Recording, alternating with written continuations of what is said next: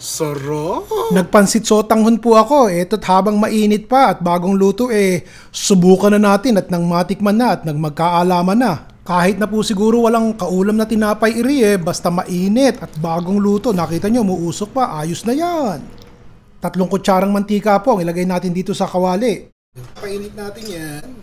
Damihan na po natin ng sibuyas at wala namang kahalo-halo yan. Hinahan natin ang apoy sandali. Isang katamtamang laki po ng karot ang ilalagay.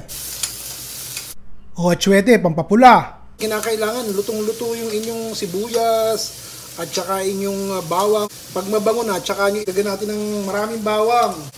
Mga 10. Halu-haluin natin yan. Sangkot siya. Mabango na Tenga ng daga na ibinabad ko sa tubig para lumambot. Tapos hiniwa ko ng maliliit. Lagay na natin dito. Wala po akong repolyo kaya ito na lang tenga ng daga. Huwag nyo itatapon tong sabaw dahil ito, nandiyan ang lasa Haluin natin. Yung iba patis nilalagay pero lagyan na lang natin ng toyo. Kayo na po ang magtimpla, basta ito'y nakita nyo, mga 3-4 na kutsara ng toyo. Hindi po masyadong maalat yung toyong ginamit ko.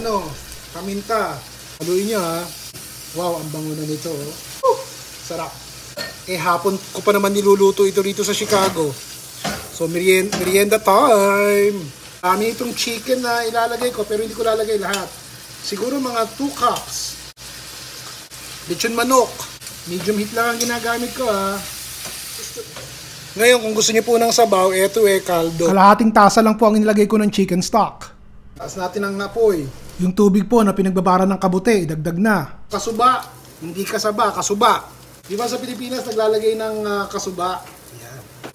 Yan. Binabad ko po ito sa mainit na tubig habang nagluluto tayo.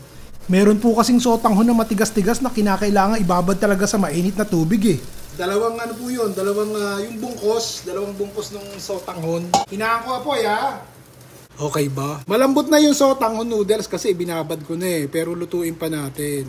Alam nyo naman, ang noodles, nag-a-absorb yan ng tubig. Maya-maya, tuyo na yung inyong sotanghon. Titikman ko Sarap ng sabaw Panalo. Takpan muna natin. Yan! Sarap! Malambot na yung noodles. Patayin ko na yung apoy Green onions. Halu-haluin nyo lang po ng konti at ihandaan nyo na yung ating mainit na pandesal. Meron ba? Tingnan nyo nga Sarap! Kung gusto nyo pong pahabain ang buhay ng sotanghon dagdagan nyo po ng tubig at ng maraming makakain. Lagyan natin ng itlog. Yan. Yung bang takam na takam kat kahit alam mong mapapaknot ang dila mo at ang bibig mo sige pa rin. Subo ka ng subo at talagang sarap. O isang subo pa po at baka dumaan kayo susubihan ko kayo ng isang malukong. Sarap! Tuwang-tuwa po ako kapag ako'y nagbabasa ng mga comment nyo, nilalagay dito sa baba At yung mga request po ng mga kaibigan natin, ito, unti-unti ko nang ginagawa at napapagbigyan natin sila. Doon po sa mga kaibigan natin hindi nakakagusto, hayaan nyo po. Uulitin natin at susubukan kung sa susunod, magustuhan nyo. Hanggang sa susunod po uli, si Ron Bilaro.